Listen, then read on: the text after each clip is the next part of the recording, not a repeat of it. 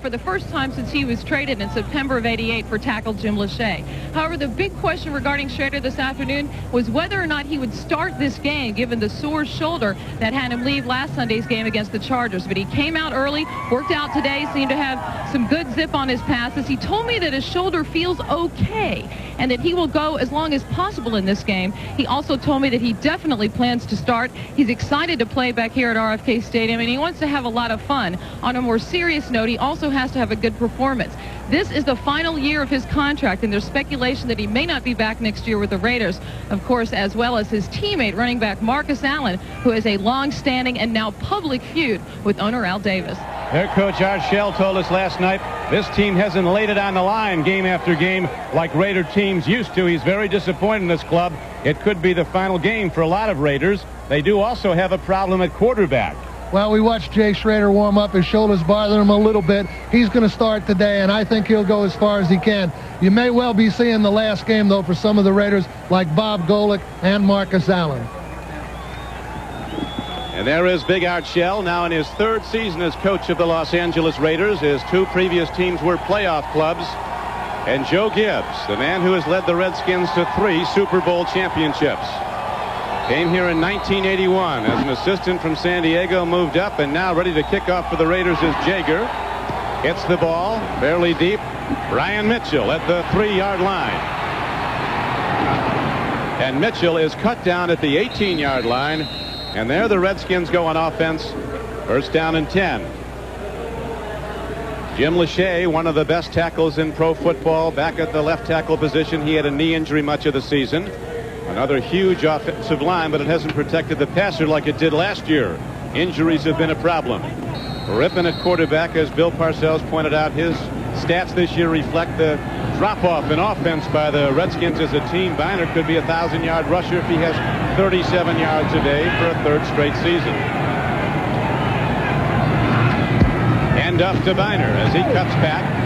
The Raiders give ground grudgingly to the run. They're one of the best in the NFL against the run. In fact, great second overall. A huge defensive front. Howie Long having a terrific year. Broughton and Harrison, enormous defensive tackles. Townsend at right end. Wallace, Bell, and Moss back the line to start the game. Pro Bowl player at left corner for the Raiders, and Terry McDaniel. He may be their best player this season. Ronnie Lott having another terrific year at strong safety. The veteran, former 49er. Second down, and the Redskins need about 8. Art Monk on an end around. He breaks it. And the 13-year veteran, Art Monk, who hasn't had the ball in his hands much in recent games, gets it on an end around and hits a big one. Well, the Redskins trying to knock the Raiders off balance there a little, and when the Redskins run the reverse, it's usually been Art Monk over the last 10 years. And there you see some good blocks with Ray Brown leading around the corner on the free safety there. Eddie Anderson, number 33. And Redskins have good field position right now, about their own 36. 16-yard gain. On a quick draw up the middle, they go to Biner, a power back that Joe Gibbs told us yesterday is a coach's dream. Gives it everything he's got every day of practice, every play of every game. Super smart. You don't have to coach him. He really, in a sense, coaches himself, he said. Well, one of the things I like to do with Biner, you see the Redskins in the no huddle right now, is they like to spread out and then run Biner inside on those draws and delays early in the game. Again, they go to Biner as on second down and 4, he turns it outside and gets close to the 45-yard line. And third down now arises for Mark Rippon and the Redskins. Rippon, there's Eddie Anderson, a veteran free safety of the Raiders. Rippon comes in with 12 touchdown throws and 17 interceptions. A year ago, he finished with 28 touchdown passes and just 11 interceptions. A year ago, he was the #1 passer in the National Conference. Right now, he's at the bottom of the NFC passer ratings, but has come out of late, and Gibbs had high praise for him. He said he's shown a lot of leadership. He's been under duress because of the big rush against him this year. Rippon stands in. They give him time. He swings it out. And Gary Clark makes his 60th catch of the season, and it's good for a first down out to the 49-yard line. Well, in the Redskins three wide receiver offense today, you're going to be seeing Desmond Howard. You know, here's Gary Clark coming across on that last reception, but Howard's going to be replacing Ricky Sanders, and that kind of gives the Raiders just a little bit of a problem because Howard may move to some different positions today, and they haven't seen much of him on film. Their defensive backs haven't had, much study on him, so it's kind of a new experience for the Raiders defense against a guy like Howard, too. He's very fast. Desmond Howard has run down close to 4.2, and again, the Skins go to the power game. Aaron Wallace from an outside linebacker position makes the stop on the run, but there's another substantial gain on first down, a gain of 6. Well, Redskin philosophy's always been either the short pass or the good solid off tackle counter tray, their famous running game. But when the Redskins are 2nd and 5, this is when Joe Gibbs is at his best on his play calling, because he really can keep you off balance in this situation. Art Monk, the lone wide receiver, on 2nd down and 4.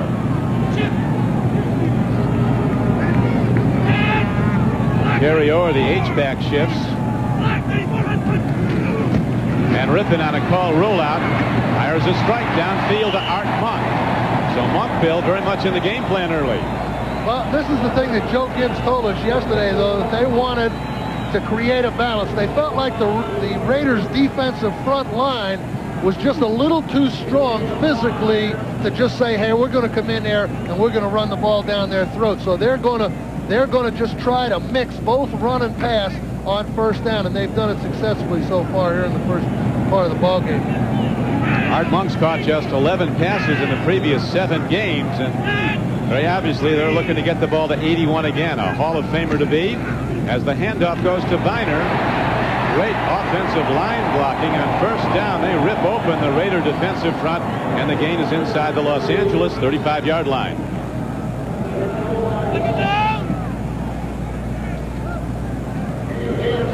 Well, you see number 87 to the bottom of the screen coming across. Ron Middleton and leading Ernest Biner through. They have no man for the safety man, Eddie Anderson, 32, but he came up and missed the tackle, and Biner was able to get a good 6 on first down again. So, again, the same situation for the Redskins, 2nd and 4. This is just what they want. Biner with 5 carries already. He has 20 yards. On 2nd down and 4, up the middle they go. And the gain will be down close to the 30-yard line as the H-back Terry Orr gets the ball and Winston Moss takes him down. This is only the 7th regular season meeting between the Raiders and Washington. In the previous 6, Raiders have won 4 times. Of course, Bill, the Redskins remember vividly that Super Bowl 18 and the blowout loss to the Raiders at Tampa, 38-9. Well, that was, one of the more one-sided Super Bowls that we've had, and you see there Terry Orr kind of limping off, and this would be a big loss for the Redskins right now because Desmond Howard, their 3rd wide receiver, is kind of a fill-in guy now, and Orr has been kind of the guy they're going to use to set the balance today. If he's hurt, they're in trouble. On 3rd and short, 3rd and a yard, they go back to Ernest Biner, and on a dive play right, he takes it ahead for what appears to be yet another Redskin first down. Now when they make the spot, they might have to measure. Jerry Austin, the referee. Joe Gibbs talking about the tremendous emotion in that game last week at Philadelphia when the Redskins almost pulled it out, only to lose 17-13. And as you pointed out, Bill, they were all concerned about summoning back that high emotion level. Well, and most of them said that this emotion level that they've been on was for 2 weeks. They had that great win against Dallas here and the controversial play in the end zone and everything, and then going to Philadelphia in that game, and see they're about 2 inches short of that first down there. And I think Joe Gibbs made the decision they're going to go for it. But the emotion of those 2 division games, then you go against a team that's out of your conference, and it's just a little different. You're not as familiar, and it's not as much of a blood war as those division games. Redskin fans coming alive now. They didn't view that as a friendly spot on the home field. So 4th down and less than a foot. High set. Rippon calls his own number 11, takes it ahead. He's a big quarterback at over 230 pounds, and behind his center, he powers his way straight ahead. McKenzie blowing out the linebacker. First down, Redskins. Well, this quarterback sneak was a play you never had to worry about when Joe Theismann was the quarterback of the Redskins, they would never try it. But now they have a guy 6'4", 230 pounds. They'll run that quarterback sneak with a big quarterback. Rippon goes right back to Ernest Biner, pounding away Ernest Biner. He came into the game with 963 yards rushing, and he's closing in on 1,000 already here in the first quarter, as he's only needed 37 today to get to 1,000.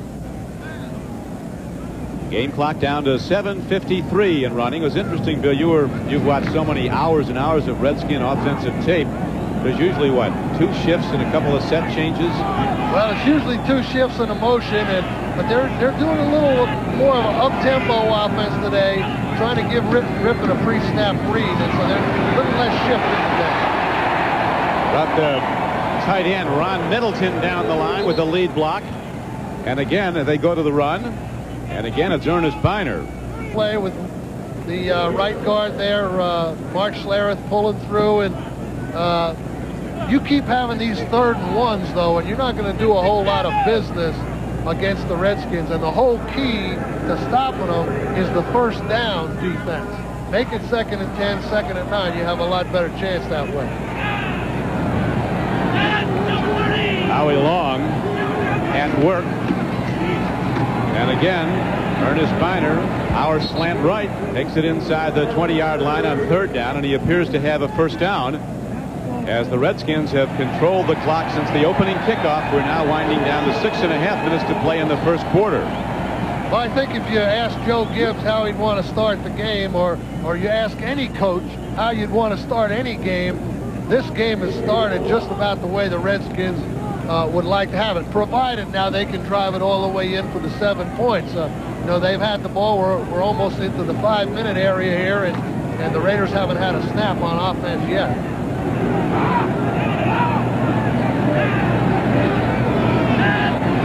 15-play drive, still alive for the Redskins. They've gone 63 yards so far.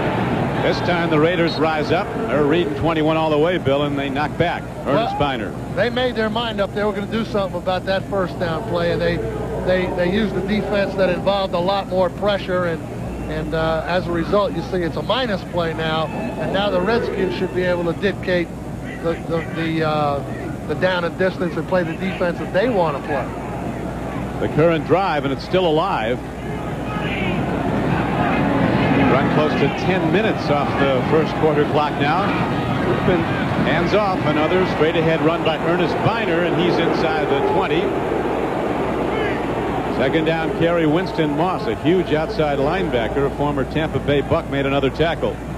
Again, that was the strategy that the Redskins have always liked to use, though. Spread the defense out, make it appear they're in a passing formation, and then run the delay or the draw play to Ernest Biner and let him pick his way and hope he can crease it. The Raiders did a good job. Now they have a 3rd and 12. Rippon could hit somebody deep before long. Raiders bringing a lot of people up to try to stop this rushing onslaught of the Redskins. And here comes Rippon taking the drop. He's got people running to the end zone. Gary Clark going for the ball. Defended against by Lionel Washington. So the Redskin drive stalls, and they send out one of the very best, Chip Lohmiller, to try a field goal. He's having another great year, hitting 28 of 36 field goals this year, and there's nobody better long. He's hit 11 of 13 outside the 40. That's a victory of sorts, though, for the Raider defense. Oh, yeah. To have that ball move down the field, and now they're having to settle for the field goal. I think the Raiders feel pretty good to get over there and settle down a little and see if they can't do a better job on first down. Lohmiller with the field goal try, and it's wide. So a most impressive opening drive with an empty ending. Redskins fail to score. CRIQUI back at RFK Stadium in Washington. The Redskins have owned the first quarter. An 18-play drive down the field as they mix the run and the pass. But then Lohmiller was wide on a field goal try. And now Jay Schrader, who spent 4 years as a Redskin, back at RFK Stadium. Said last night he was wondering what the visiting locker room was like. They didn't know if he'd start until before the game because of an ailing shoulder. Running with the ball is Nick Bell, a huge back from Iowa with breakaway speed. Might be a ball on the field. Bell getting the starting call. He's averaging almost 5 yards a carry, the best per carry average of any of the Raiders. Apparently, Bill, the Raiders held onto it. Well, Nick Bell is, I think, is the biggest halfback I've ever seen. We were talking to the Raiders PR department last night, and they said that when they had the weigh-in this week, Nick Bell weighed in at a smooth 258 pounds. So that's pretty good size for a tailback, 258. And he actually was a sprinter on the Iowa track team. Great ability. He was a number 2 pick in '91. Hasn't played that much.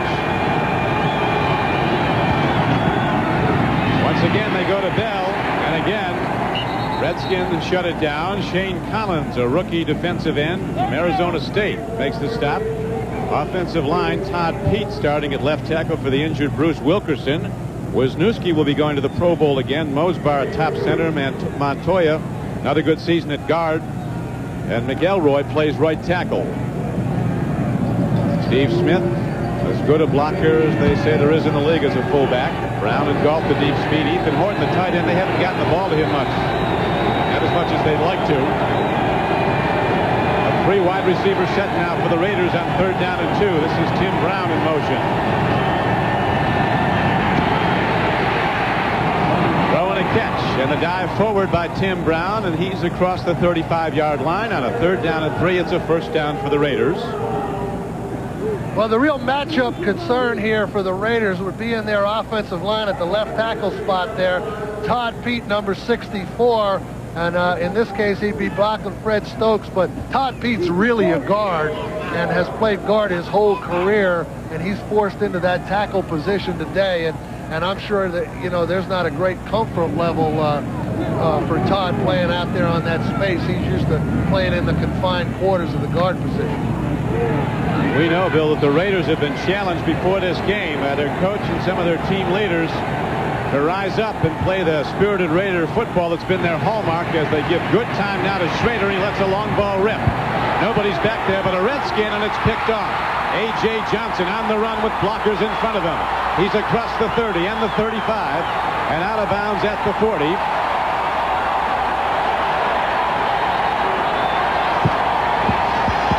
Schrader's long ball is certainly long, but very, very inaccurate. I think there was some kind of mistake on the part of the wide receiver, number 85, Sam Grady there, because Schrader looked like he expected Grady to go a different direction. Sam Grady was running a deep pattern. It looked like he might have broken the pattern off. Bill Parcells will take a look at it after we go to live action now on the 1st down play. Rippin, play faking and looking deep. Lets her rip to an open man, but he overshoots Art Monk at the 42-yard line of the Raiders.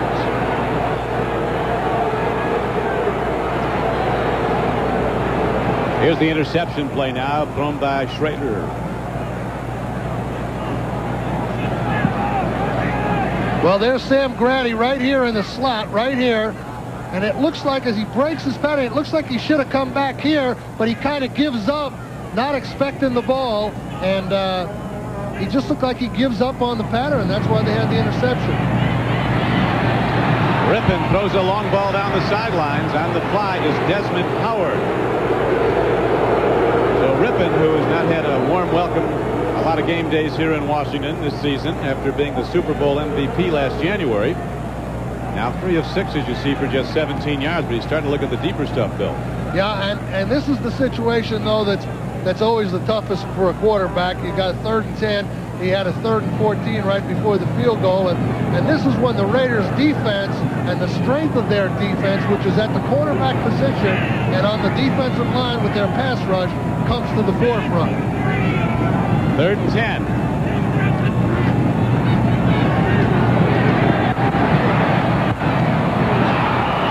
Lost his footing on the natural grass turf here at RFK as he tried to cut in. Wasn't Rippin's fault, nor was it Art Monk's. Sometimes the feet don't stick, and the Raiders hold on 3 down and out. Well, Rippin's running a sprint out there, and you see number 42 On the 50-yard line, Ronnie Lott, Monk falls down, but Lott gets his hands on the ball. It would have never gotten to Monk and almost makes the interception. Tim Brown is back for the Raiders. Kelly Goodburn is the punter for the Redskins. His net has not been good this year, less than 33 yards. A line drive that will come back to Skins. Terrific play in the open field. James Jenkins, a backup tight end from Rutgers, comes down and makes the stop. So the Raiders take over the ball for a second time with the long field to go and just 1:42 to play in the quarter. First down and 10 after a punt by Kelly Goodburn of the Redskins. Jay Schrader at quarterback comes in hitting just 49% of his throws. 11 for touchdowns. He's had 10 interceptions. 3 players have been at quarterback for the Raiders this year. Todd Murnovich was in for a while. Vince Evans has played some. He would have been the starter. Schrader's shoulder held him out of the game, but Schrader ready. Throw deep. We saw that. Put a ball 60 yards downfield, only to have it picked off. First down, Nick Bell. Govea, middle linebacker, comes up and makes the stop. The front 7 of the Redskins.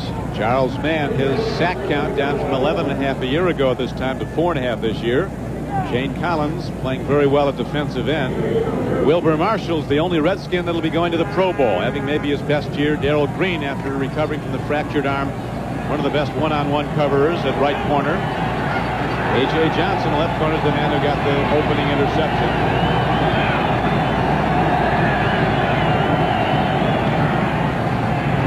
Schrader with a fake. There's a penalty marker down. And he lost the ball to someone not in the game. And let's see what the penalty call is now. First of the game.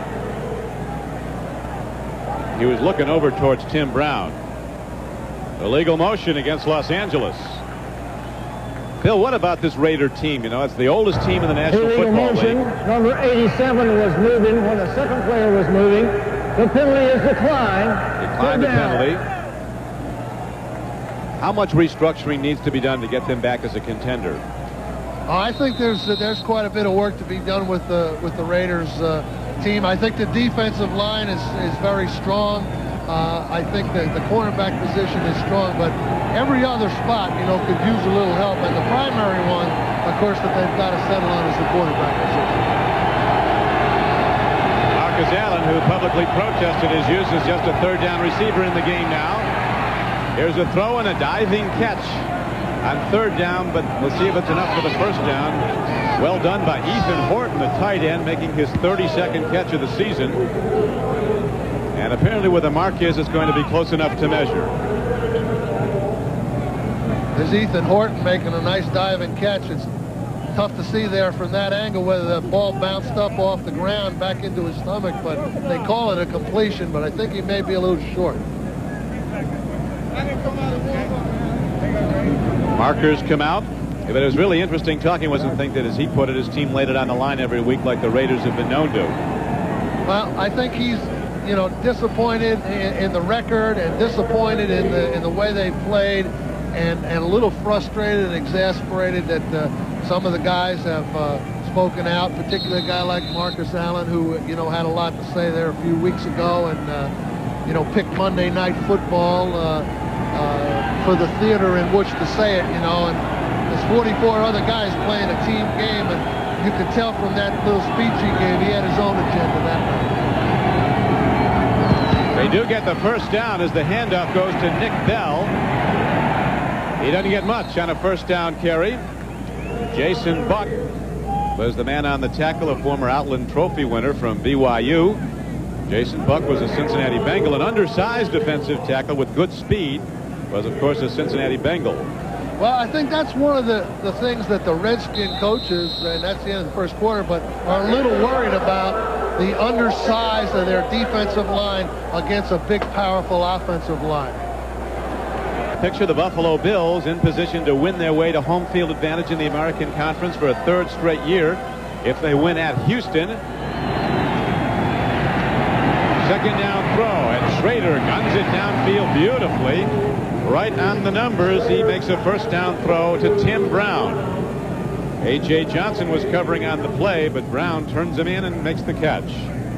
Well, Tim Brown down the field. This is a traditional Raider pass working against number 47. A.J. Johnson down the field between 15 and 20 yards. And if the Raiders offensive line can protect like they did on that last play, they're going to be able to throw the ball pretty well this afternoon. Schrader, for the most part, has had time. Big blockers have been digging in against the Redskin pass rush.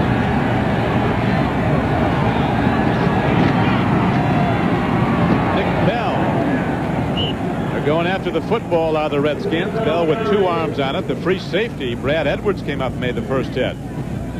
Well, the Redskins defense is a combination of undershifts and overshifts, and what I mean by that is they move the defensive lineman to either the weak side or the strong side. And when they move it to the weak side, it's commonly referred to as an undershift defense, to the strong side an overshift. So that's what you can kind of look for, them moving their linemen back and forth, and then the Raiders trying to attack the soft spot, or what we call bubbles, in those defensive alignments. Schrader on 2nd down and 7. Fires downfield. He comes in high at Ethan Horton, who is running an open pattern.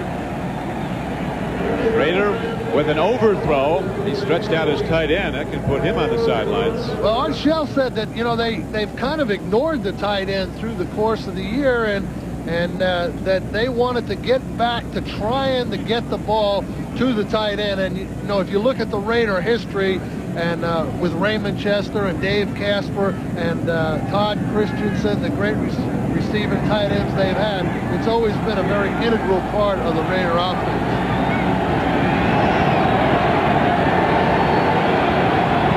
Third down, and the Raiders need 7 from midfield. Well, this guy's got a gun, doesn't he? Another tight spiral. This time he's right on the numbers, as Tim Brown is giving big problems to the Redskin defensive backs. Well, the thing, though, it's making these plays go is the Redskin defensive line is just unable to get anywhere near Jay Schrader, the big pocket there, plenty of time. And you know, if you let Jay Schrader do this and Tim Brown just run one-on-one, I promise you, it's going to be a clinic. Schrader's confidence obviously building. His sore shoulder in good shape. So is his pass blocking.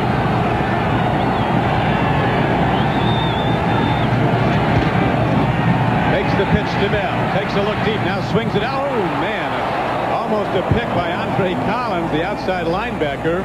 Andre had a clear track to the end zone.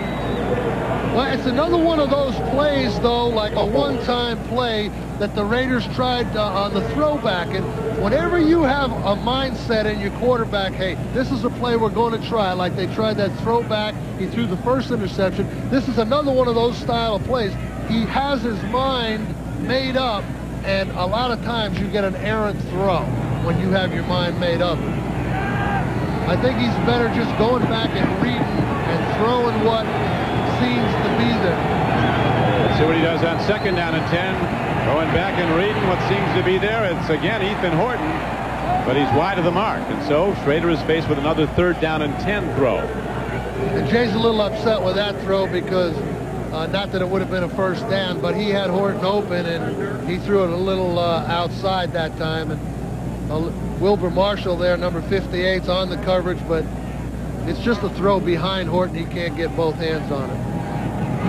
Schrader did not have a happy parting here in Washington. He was traded in December of '88 to the Raiders for tackle Jim Lachey, but he had quarterbacked 10 games the previous season, started 10. Late in the season, Joe Gibbs went with Doug Williams, who subsequently led the Raiders to the Redskins to a Super Bowl championship.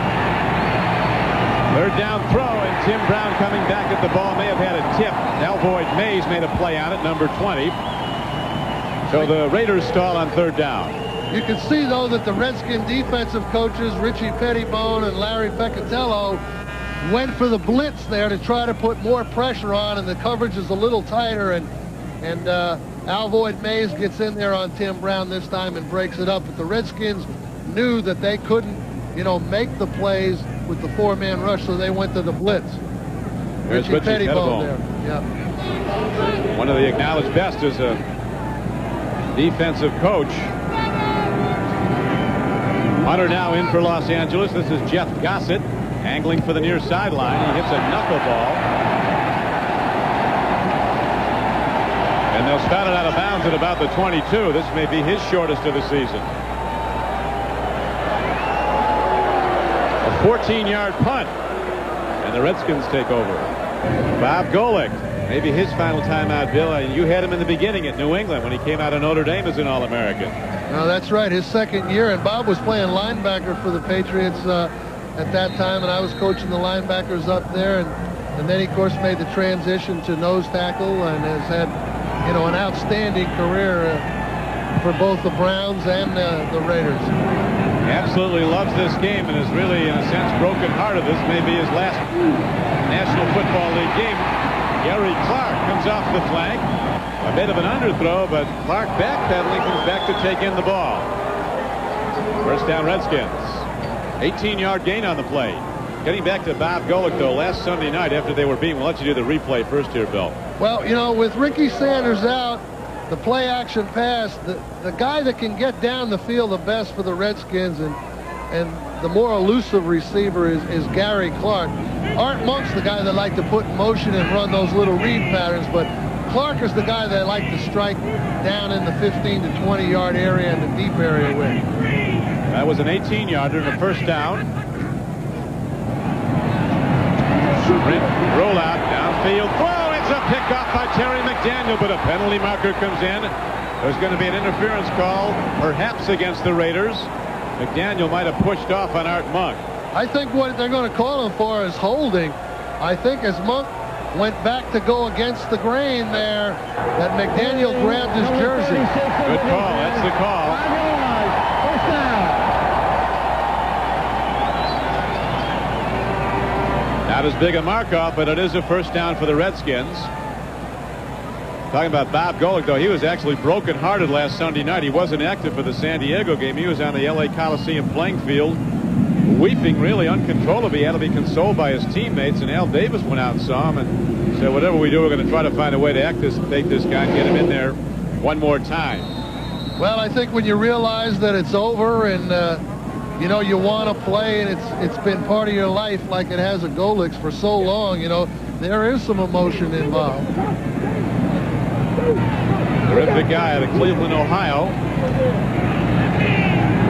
Digging in the trenches. First down, Redskins. They go to the power run. Now the Raider defense, Bill, seems to be reading Ernest Biner more and more. They're starting to shut him down. Winston Moss came up to make the stop. Now the Raider front line of their defense, as I said early in the game, even without Scott Davis, who hasn't played at all this year, was another big defensive lineman. I think if you look at the Raiders team and you look at their defensive line, you would say, hey, this is the spot where they have pretty top quality people and can build the defense from that defensive line. Big defensive line for the Raiders. Then comes after now the quarterback, and Rippon trying to play fake, couldn't get away from Chester McLaughlin. Chester's listed at 315. He might have been that. He might be a lot more now, and he's a very good prospect from Clemson, a rookie player. Well, McLaughlin is a guy that had his foot hurt early in the year when we had the Raiders and didn't get too much work done in training camp or the early part of the season, but played pretty well lately. And I know from watching this guy in college, he was very, very difficult to block. And I think the Raiders, you know, think he will be another of these dominant defensive linemen that will fit with some of the others they have. He certainly dominated in that last pass rush, getting the sack, making it 3rd down and 18. Rippon looking deep. Here comes the heat. He dumps it off to Ernest Biner on the run. He's ahead for a first down and out of bounds at the 40.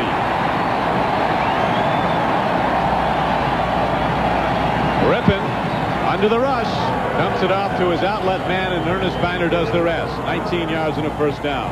Well, this is a case of a linebacker who's supposed to be covering Biner, kind of just losing track of him, and I think it may be number 99, Winston Moss, who just lost track of him for 1 second, and Biner kind of snuck through the pile there, and with nobody open downfield, Rippon gave it to him, and he got the big first down.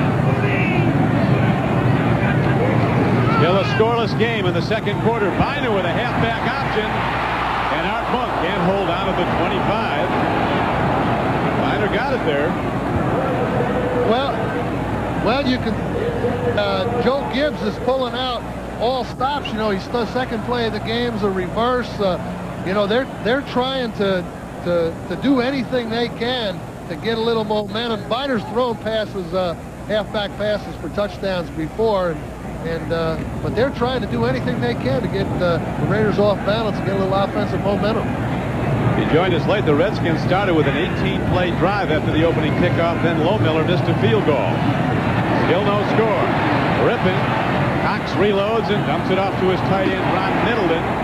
And on second down and 10, he crashes ahead down to the 32-yard line. Gain of 8.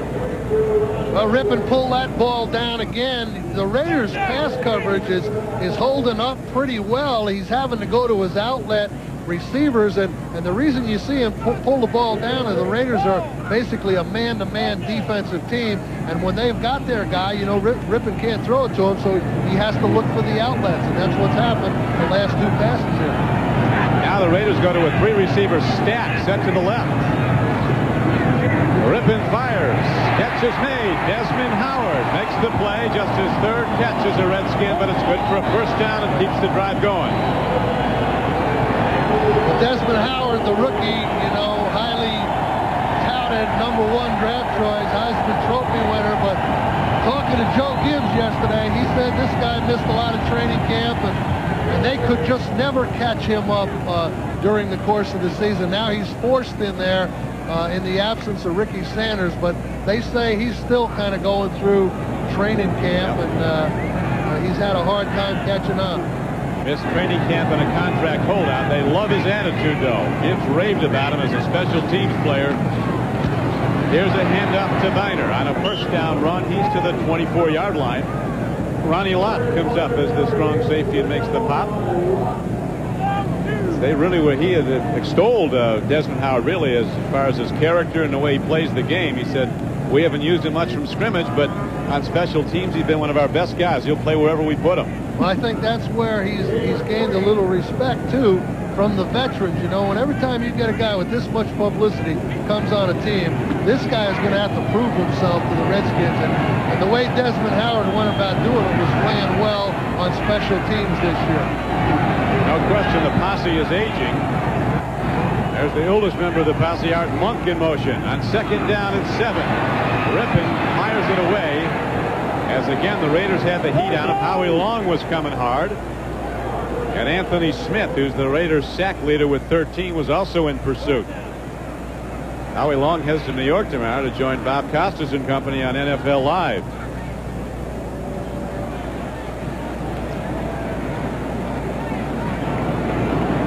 Third down arises now for the Redskins. Ball positioned at the 22-yard line of the Raiders. Don Criqui with Bill Parcells, RFK Stadium in Washington. Final regular season game for both clubs.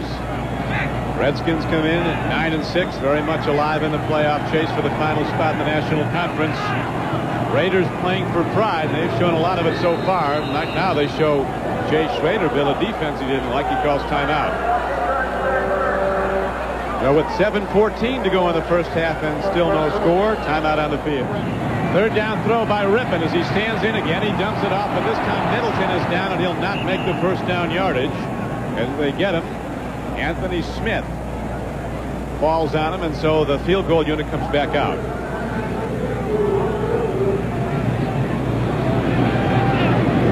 Desmond Howard was shaken up a bit earlier. He's being escorted off. Appeared to have a hand or arm injury. So the Redskins lost Ricky Sanders last week with a sprained ankle against the Eagles. He didn't start today. In fact, is inactive. And now Desmond Howard, the rookie who's starting in his place, goes off.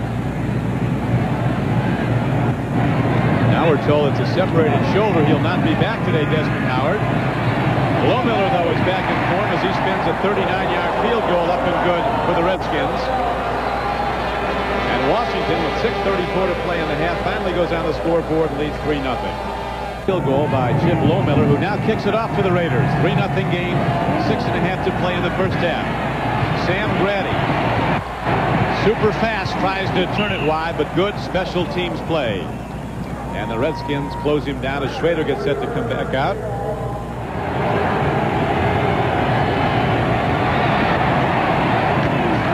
Nick Bell pays, and again he pays the price, as he is Kurt Gouveia, the middle linebacker, came up and popped him. 54.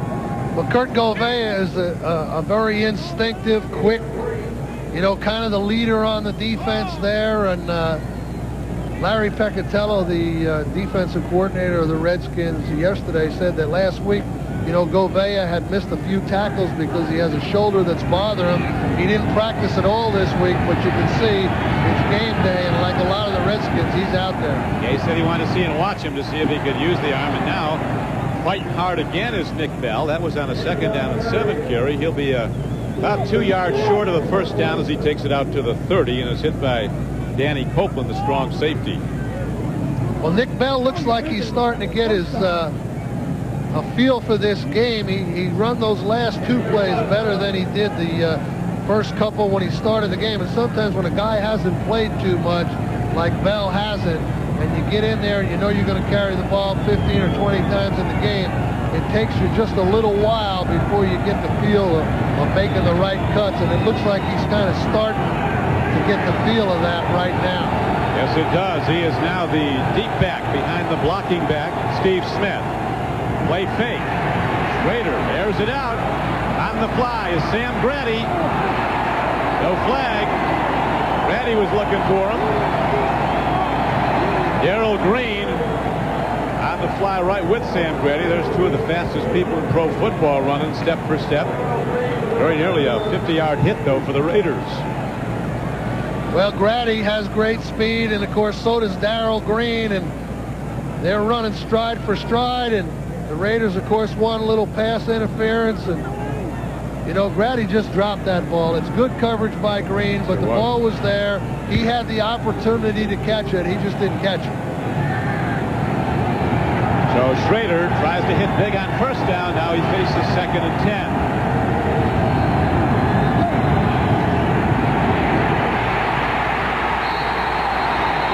Wilbur Marshall breaks through, makes the play, and the Raiders are faced with 3rd and long yardage with 4:45 to play in the half.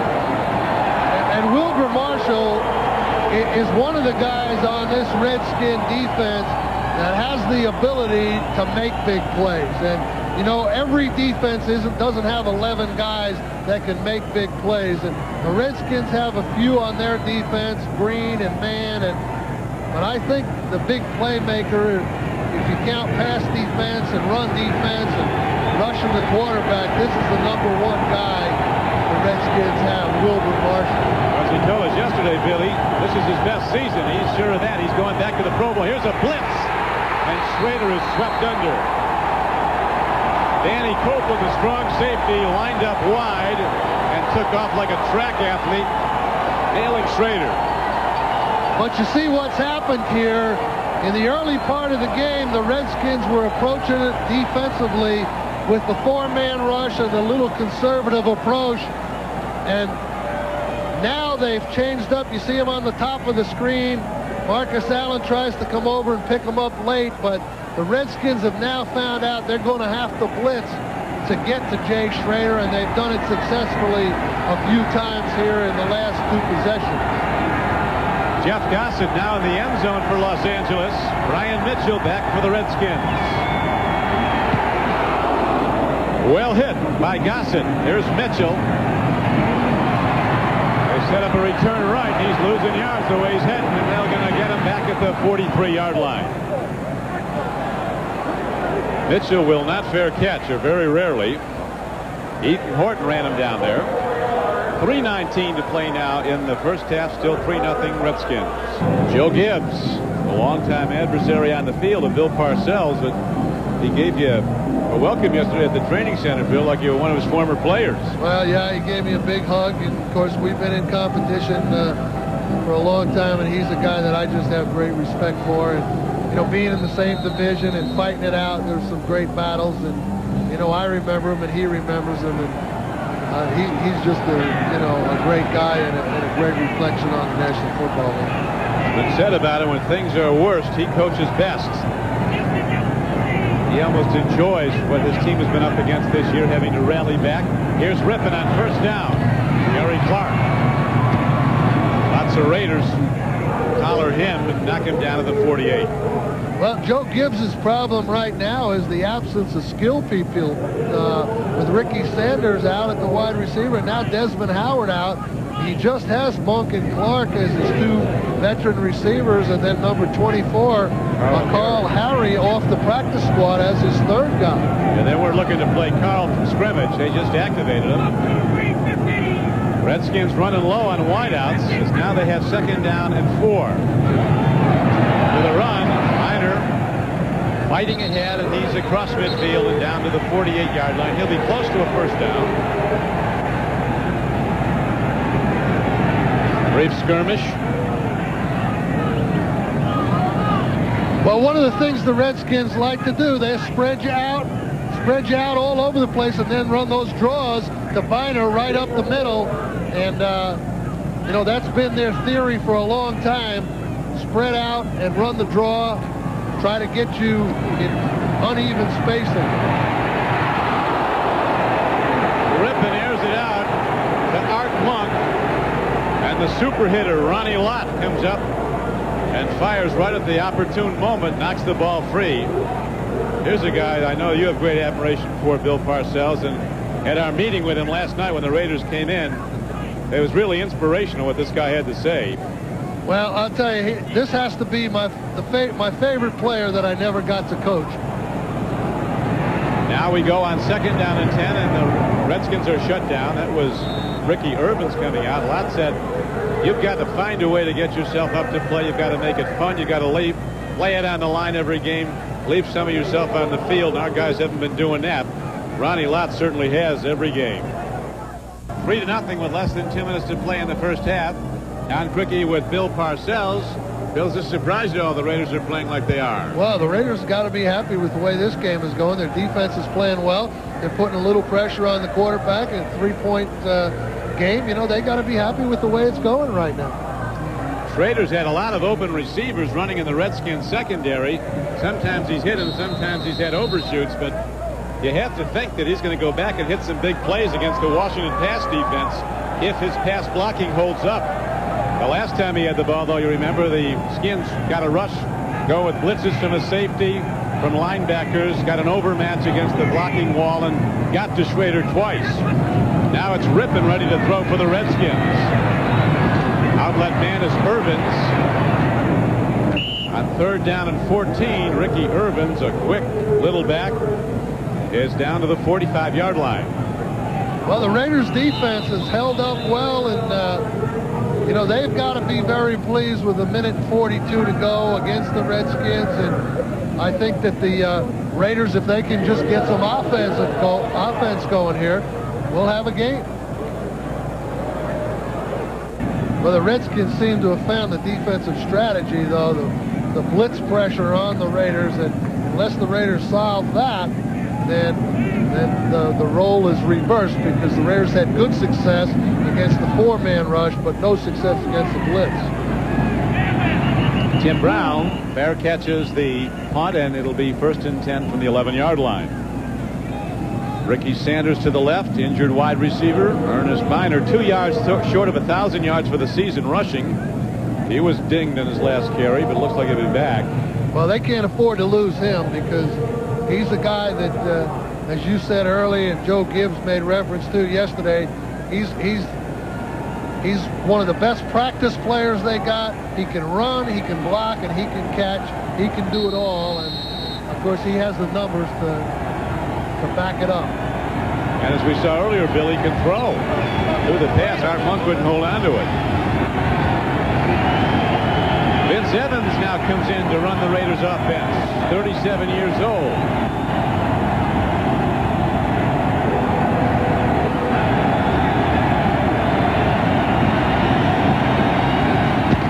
Marcus Allen. Looking like the Marcus Allen of the Super Bowl year, when he rushed for an NFL Super Bowl record of 191 yards against the Redskins down in Tampa. Broke one 74-yarder for a touchdown. Vince Evans is trying to get the Raiders back in the formation. They're a little slow to get back to the line. Allen on a delayed draw. Weaves ahead, doesn't get much. Gets to the 27-yard line. There's Jay Schrader, who has been pulled. I don't know if his shoulder's bothering him anymore. He did have that shoulder problem. Was a doubtful starter until pregame warm-ups. Well, he got hit pretty hard there on that last blitz, but talking to him last night, you know, he wanted to play in this game because having been with the Redskins, it's kind of a personal thing when you get a chance to go back, and you know, I'm sure he would like to be a factor in maybe keeping the Redskins out of the playoffs. So, although I know he has friends on the team and everything, still competition's competition. And he'd like nothing better than to come in here and help the Raiders win.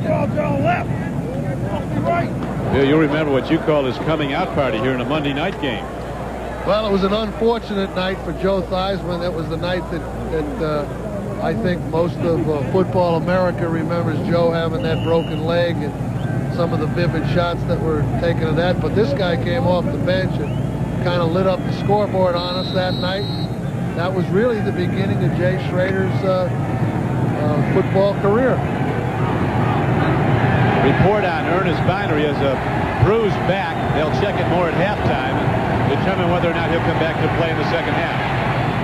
Off his back foot, Vince Evans makes the throw. Marcus Allen on 2nd down and 8 lunges ahead. That's a gain of 6 yards on the play. Marcus wanted more playing time. He's getting it here. Well, in the 2-minute offense, Marcus has been their 3rd down back all the time. So on a dive, Raiders get the 1st down and call a timeout with 33 seconds left to play. Right now, the Raiders looking to try to hit something with 33 seconds to play in the first half. They trail 3-0. Vince Evans called in to step in for Jay Schrader. Takes the drop. Here comes Wilbur Marshall. Evans, a good runner. And the Skins way back in pass coverage. Give up about 10 yards. Here's a penalty marker coming in after the play. Could be some tacked on a late hit.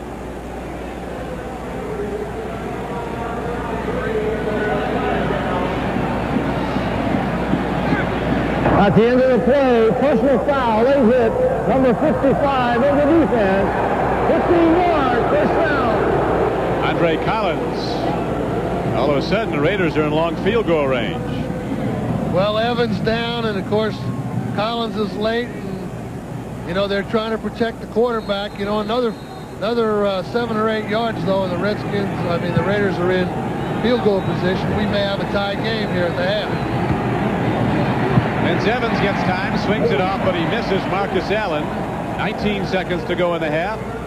2nd down comes up from the 36-yard line of Washington. Well, all Evans has to do is get one completion. He'll have time to get up to the line of scrimmage and stop the clock by spiking the ball, and they'll be in field goal range. What he doesn't want to do is take too long on some type of running play or a pass that the receiver can't get out of bounds and have the clock run down where it's impossible to stop it. 3-man rush by Washington. Nice defensive breakup. Tim Brown standing there waiting for the ball to come in, and Brad Edwards, number 27, the free safety, came up and knocked it free. That was an excellent defensive play by Brad Edwards. Vince Evans was kind of staring the receiver down, and it allowed Edwards to get a good break on it. You see Evans kind of stares at the guy for a while, and Edwards is watching Evans, and Evans is staring at Brown, and he kind of figures that that's where the ball's going.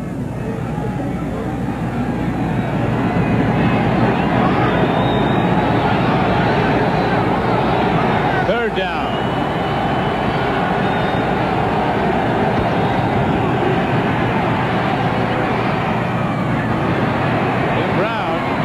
The 30 and down to the 28-yard line. They're not going to get the play off. That'll do it. Now a penalty marker. Half can't end on a defensive penalty. The offensive team was not set. It happened in the last 10 seconds. The half is over. All against the offensive team, so the Raiders out of timeouts are unable to set up for the field goal try. They get down close, and they go to the locker room trailing just 3-0.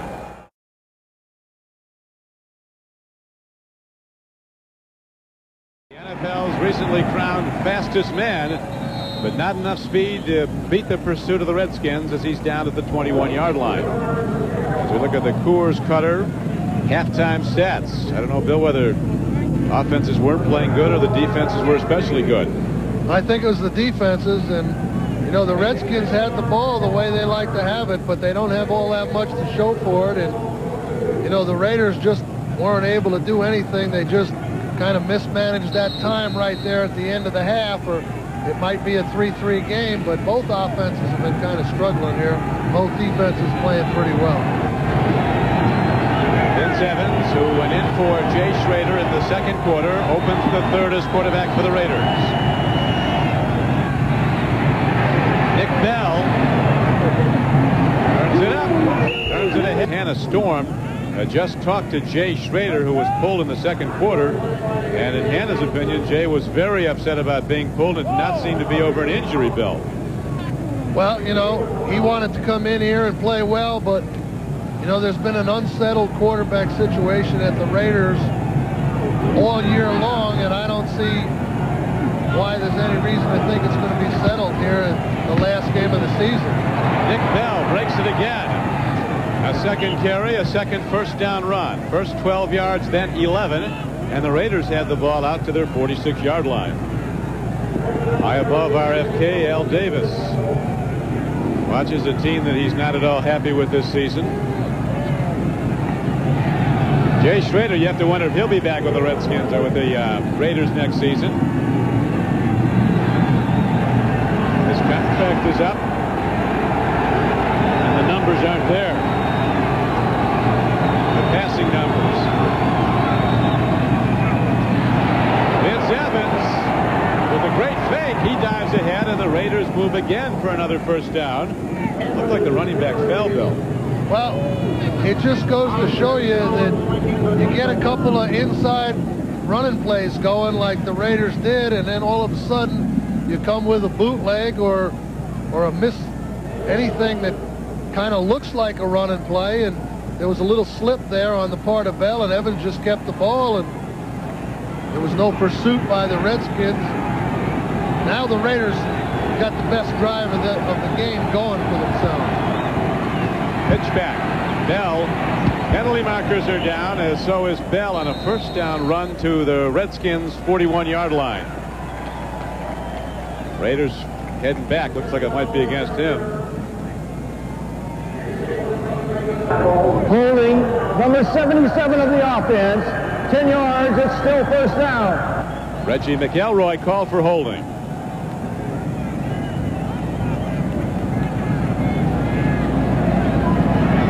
So the Raiders, looking their very best on offense that they have in this game to open the third quarter, now are set back on the holding call to their 47-yard line. Well, I'm sure what Art Shell talked to his team about at the half was, hey, look, you know, let's get out there and let's try to run right at these guys to start the second half and do something about the physical aspect of the game. And the first 2 or 3 plays seem to indicate that that's what they intended to do, but this penalty set them back a little bit. Field throw. Tim Brown on the run. Loses one defender. Brad Edwards, the free safety, can't get him. And Tim Brown lunges down to the 25-yard line on the play of the game, as the former Heisman Trophy winner, who underwent knee surgery and really got back up to full speed this season, turns in a big play. Well, Tim Brown running all the way across. It's just a foot race with A.J. Johnson, and he wins it and then slips the tackle from 2 guys, Johnson and Edwards. And you know, the Raiders are in definite field goal range now, and you see them coming out of the huddle a little more sharply, and it just kind of looks like this is the most momentum they've had all game long. No question. Momentum's with them now, and first down and 10. Play fake. Evans sprinting out. Undershoots his tight end, Ethan Horton. Evans very much under pressure. He's a very, very popular member of the Raiders, as you know, Bill. They really like just having him on the team at age 37 because of what he does for younger players. Well, sometimes when you've been around and you've seen it all like he has, you know, nothing surprises you and you can kind of put everything in perspective. But he was a little upset with himself there because he had his tight end open and he wasn't able to get the ball to him. Just a bad throw.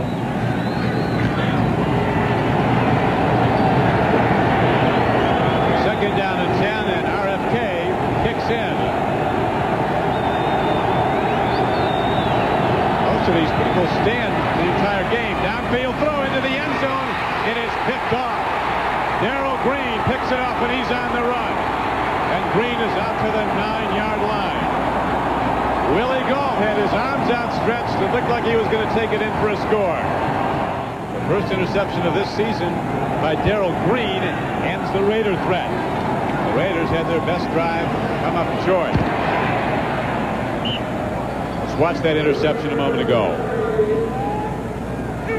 Well, Willie Gall here at the bottom of the screen working against Darrell Green, and he really has Green beat for an instant. And if Evans would have just laid the ball over Green's head as he attempts to come underneath, it would have been a touchdown. But he threw it a little flat, and Green was able to recover and come across and kind of bisect the ball and come up with the interception.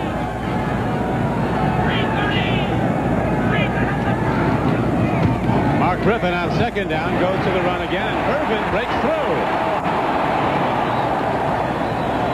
2nd and 5. Ricky Irvin weaves his way for a Redskin first down. Well, with Ernest Biner on the bench, this guy Ricky Irvin, who's kind of emerged as the second runner and all-purpose guy for the Redskins, now is going to have to carry a lot of the load here the second half. And he's not quite as versatile as Biner, but just running the football, he's very good and can fill in for Biner well in that aspect of the game. He got 14 on that run. Back to Irvin. Not tall, 5'8", but he's powerful, 200 pounds. Very elusive. Townsend makes the stop.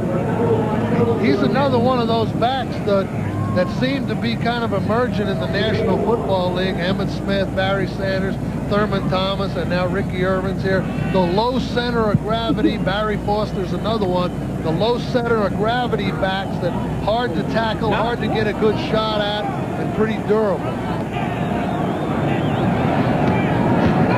Irvin swings out. Rippon throws over the middle and makes the connection to Gary Clark.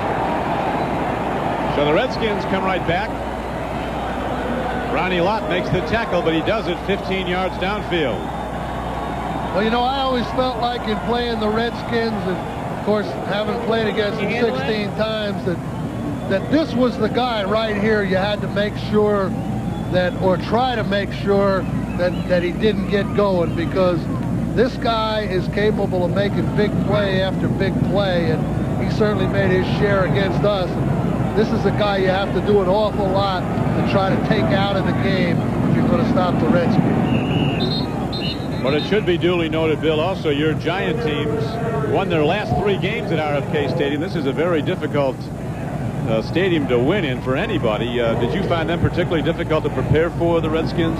Well, the best thing about coming down here to play, and with the great fans they have here in Washington and the teams that they've had here, is when you come in here with the team, they know it's everybody against the 47 that you have. And so sometimes you can kind of, you know, you're forced to pull together in a place like this, or you have no chance to win at all. And so the team kind of concept becomes more important in a place like this. You've had a lot of chess matches across the field with Joe Gibbs over the years. They really don't change that much, though, do they, in offense and defense? They pretty much run the same systems and very well. Well, they have a philosophy. They believe in it. It's been successful. I don't see why you would want to change it.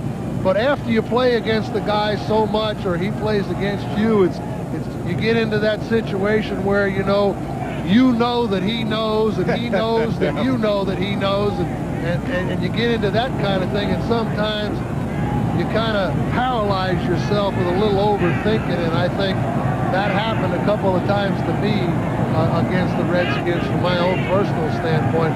Thinking too much and not enough playing. 3rd and 10. Here's the throw, and Urbans doesn't catch it, and he pays the price anyway. And a penalty marker's down at the line of scrimmage. That stops the clock with 7:57 to go. 3rd quarter. Illegal motion signaled against Washington. Illegal motion, number 81. Good penalty is declined. 4th down. Art Monk must have turned upfield early before the snap. He was in motion. So the Raiders will get it back. We'll see if they have their emotion with them after that long drive that came up with an interception, ended with an interception. Well, this is starting to shape up like one of those games where one key crucial mistake is going to wind up determining the winner. And the Raiders made one big one just a minute ago, but there's still enough time left where you can't count that as the game decider. So I think you're looking for a big mistake to turn the game. A Warrior and one of the best Plan B signings since that went into effect. He was a longtime Cincinnati Bengal. Raiders signed him. He had started at UCLA. Had some injury problems, but when he's in there, he's as good a guard as there is around. 1st and 10 now for Vince Evans and the Raider offense, down by 3 points.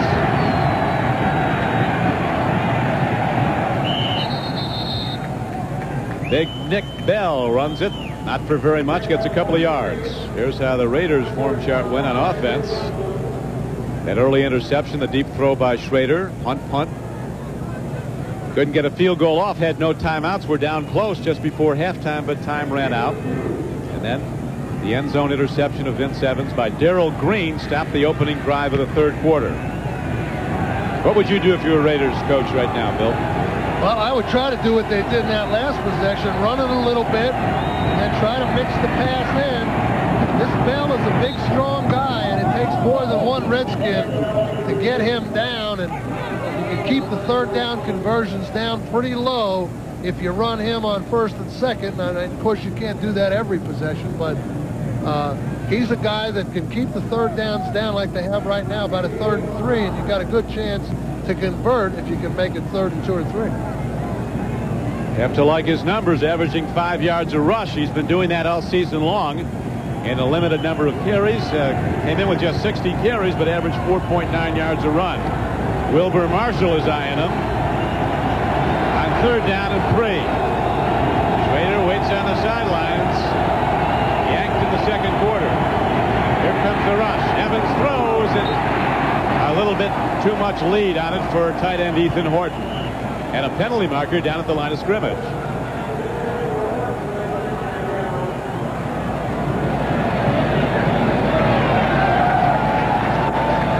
Call will be against the Raiders. Holding number 65 of the offense. The penalty is declined. 4th down. We just saw about Max Montoya. Got Max grabbing. On the right side of the screen, you see number 65, and he just has a headlock around Tim Johnson. And, of course, that was obviously a good call by the umpire. Now the Raiders are going to have to punt. There is their punter, Jeff Gossett. Brian Mitchell, return man for the Redskins, back at his 32-yard line.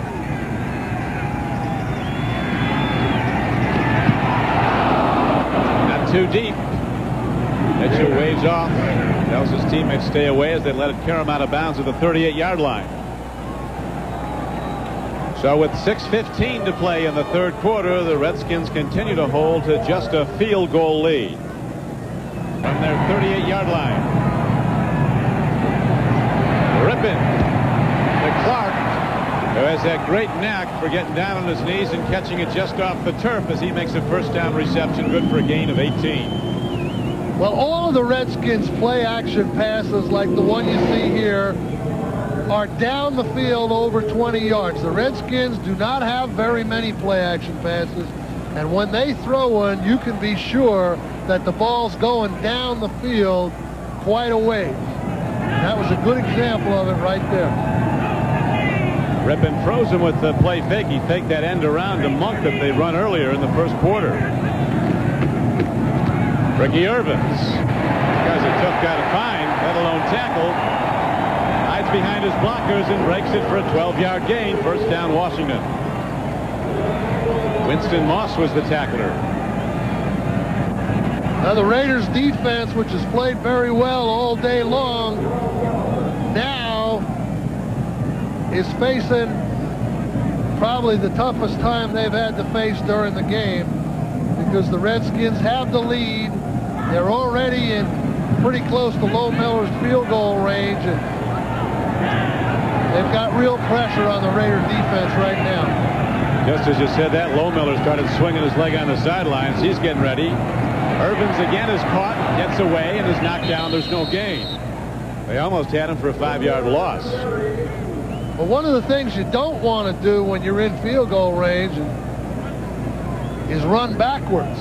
And Irvin's tried to adjust his path there. The Raiders missed him in the backfield, and you know, he almost knocked them out of field goal range. They're right on the limit right now, so I'm sure Joe Gibbs would, before they made the attempt, would like to move it in a lot closer. Ernest Biner just 2 yards short of 1,000, out with a bruised back. Rippon looks deep. Art Monk goes for the ball. It is ruled he was out of bounds when he brought it in. Incomplete pass. Lionel Washington covering on the play. Well, the Raiders have good cornerbacks in Terry McDaniel and Lionel Washington, and both of those guys are capable of playing man-to-man defense against the type of receivers that the Redskins have. And that's one of the reasons why Rippon's had to go to his outlet, Biner in the first half and Middleton a couple of times, because the coverage by these Raider cornerbacks is too tight on their wide receiver. Last season, the Redskins were the 4th highest scoring team in NFL history. Scored 486 points and 51 touchdowns on offense. They have less than half that many touchdowns this year, just 23 on offense. Rippon hears a chorus of boos as he misses a 3rd down throw, and Low Miller comes out. Now the Raider defense rose up there, and now Low Miller is certainly capable of this field goal, but I can tell you this is no cinch from this distance with this wind blowing a little bit down here. This is a tough field goal try. And 48-yarder. He's 2 for 2, 50 plus this year. 11 of 13, 40 yards plus. Not close. He's way wide right and short. So the Raiders stay in the game. 3:54 to play in the 3rd quarter, and they still trail the Redskins by a 3-0 count. A moment ago, Low Miller tried a 48-yard field goal that never came close. It was way wide right and even short.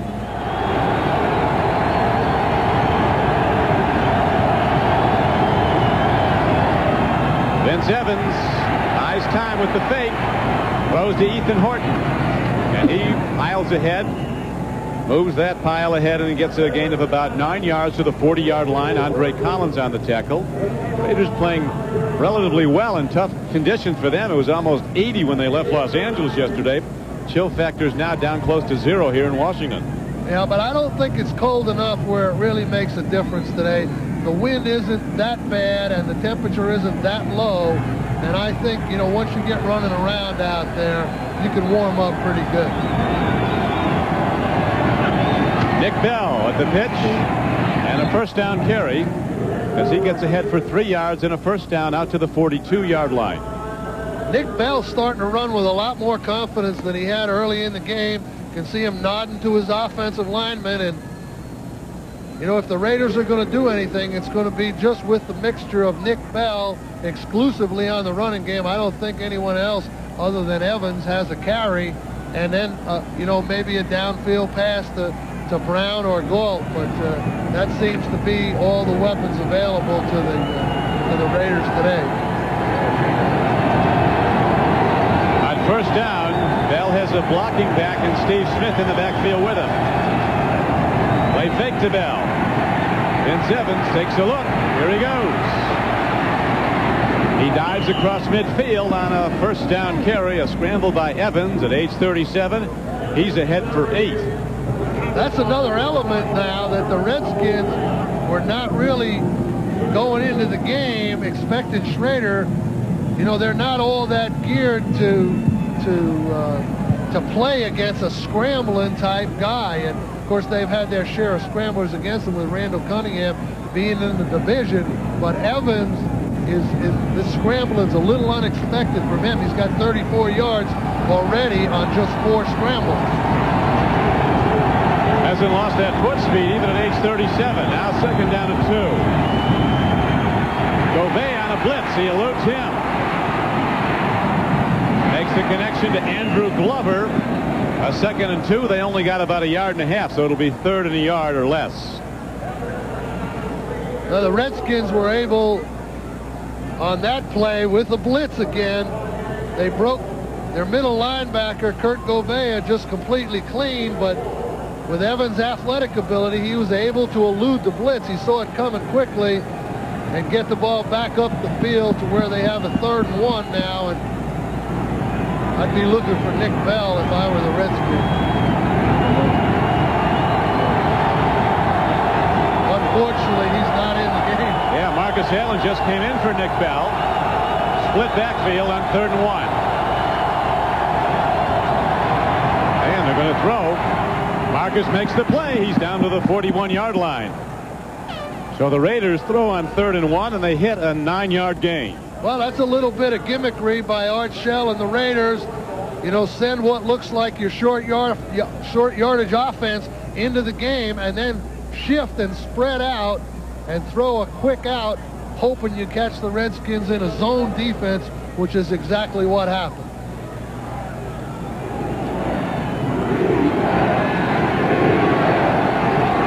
Redskins not at all out of the woods in this game. A prohibitive favor. Local papers had them favored by 14 points. They're up by 3. Evans lets a long one go on the fly and taking it down. Touchdown Raiders, Alexander Wright. 41-yard scoring play. So the Raiders hit the big play and take the lead.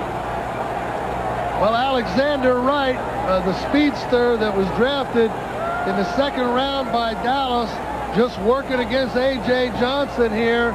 And John, you can't cover any better than that. No. It's a jump ball. The ball's there. Now, the Raiders had a lot better chance on the ball that was intercepted by Darrell Green to score than that one.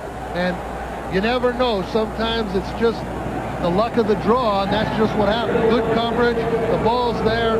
It's a jump ball, and the Raiders come down with it. Just about right. A jump ball as the extra point is up and good. Alexander Wright was drafted by the Cowboys out of Auburn.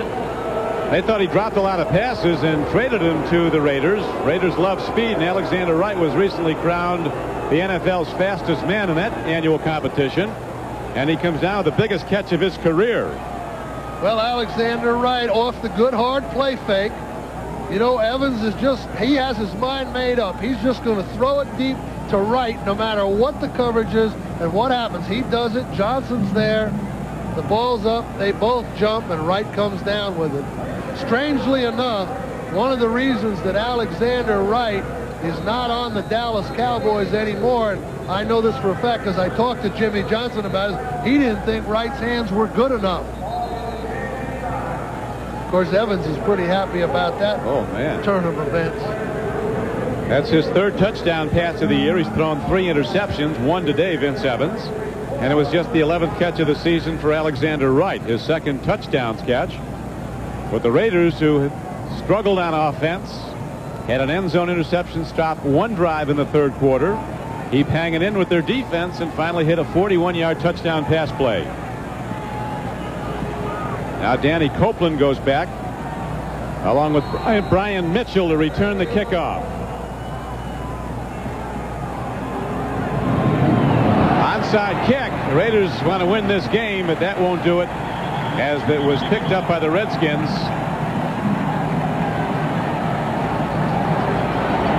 So the Skins now start in good field goal position, but you have to applaud the Raiders in a way. They're pulling out all stops. They need a win. Well, you know, that sure surprised me. And with a 7-3 lead, I'm not certain that I would have done the same thing, but you're right. They're trying to get momentum, and they made an attempt there, special teams-wise, to get themselves some more after that touchdown, hoping to catch the Redskins sleeping a little bit, but they didn't. And now the Redskins have the field position. Power set for the Redskins. Ricky Irvin, the lone running back. It goes to Mitchell. He's looking to throw. We're all going to the bag of tricks now. Look at this. A wild downfield pitch by Brian Mitchell. That's the second running back pass today. Well, this is turning into a street game here. It really is. We got halfbacks throwing the ball, and we got reversers, and this is our second halfback pass. We got jump balls for touchdowns, and then a lot of other things, but the Redskins and the Raiders are both opening up the whole bag of tricks today. 2 seconds remaining in the third quarter. 7-3, Raiders over the favored Redskins. Here comes the rush. Rippon gets it away. Art Monk's in open field and somehow finds the handle and takes it in for a touchdown.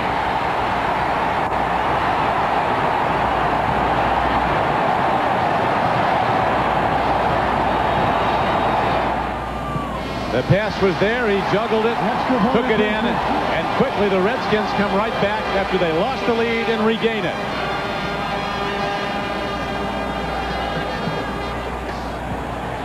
Washington 10, Los Angeles 7. We'll be back with the Redskins kickoff in a moment. Owner Jack Kent Cook well pleased with a wild and spectacular play. Art Monk bobbling the ball, fielding it, and running it in. And the Redskins go ahead as we start the fourth quarter. Don Criqui with Bill Parcells at RFK Stadium. So that onside quick kick try by the Raiders after they took the lead really backfired. Here's the kickoff coming downfield. Alexander Wright, who caught the touchdown pass. Look at this man run like he shot out of a gun. Well, that last touchdown, you see Monk coming down from the top of the screen in motion. And I told you before, when the Redskins run a play-action pass, the ball is going to go down the field over 15 to 20 yards. And that's a good example of what I meant right there. And Monk is just able to find the handle at the last minute. But that was only a two-receiver pattern, and Rippon laid it out. And now the pressure's back on the Raiders. Tell the guys to look it into your hands. He did that. Nick Bell stopped by one of his own blockers out in front. And a sweep right ends up in about a 4-yard loss. Wilbur Marshall led the charge from defense for the Washington Redskins.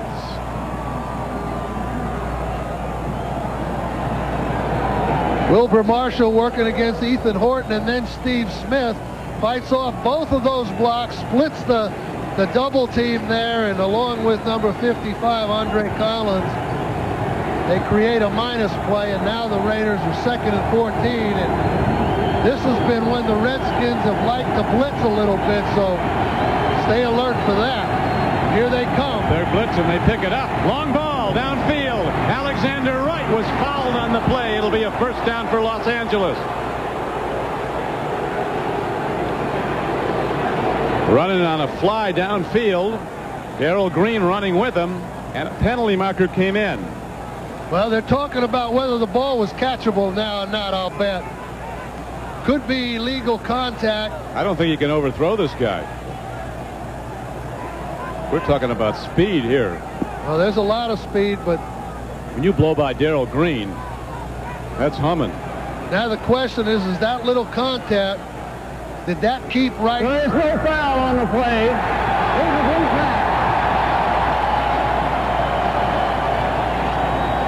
I'd like to know how you put the flag back in your pocket without any explanation. They didn't say it wasn't catchable. I mean, that wasn't a mistake. He threw the flag. What did he throw it for? He sure threw it. He fired it right in. And then Seven's going to take a look at that again now. He's gone to Alexander Wright once for a touchdown from 41 yards out.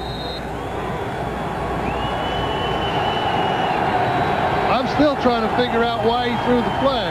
And there was no, I think what you said initially was that they probably decided it was an uncatchable ball. Well, they never said that. Third down, Redskins aligning to blitz. Come with a 4-man rush. Here's a penalty marker coming in after the play. Tim Brown was hit. No penalty. Ball incomplete. That one was fired in late.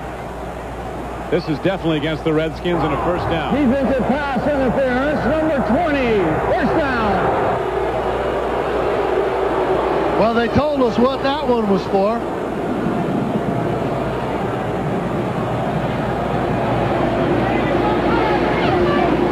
There's Evans back.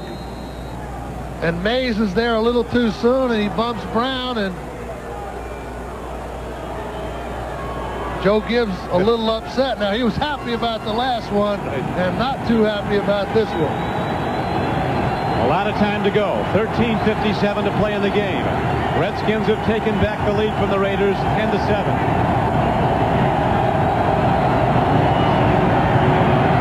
Evans stands in. He can go, heading for the 12th man, and he bails out with a gain of about 4 or 5 yards. Well, this is the one dimension here that is kind of keeping the Raiders in this game, and that's the ability of Vince Evans to make something out of a well-covered pass. And he's done it 2 or 3 times, and you know, the Raiders really didn't threaten until the end of the first half with Jay Schrader in there, and they've been down the field twice already the second half and are headed down there again with Vince Evans, and a lot of it has to do with his ability to improvise. Yeah, he's been doing that. Now he has a nice play call. Second down and a long 3.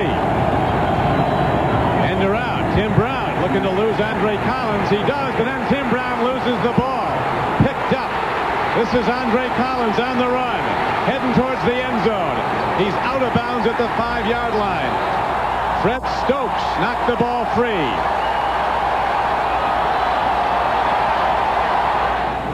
This is the biggest play of the game right here for both teams right now. Third down and goal from the 5-yard line.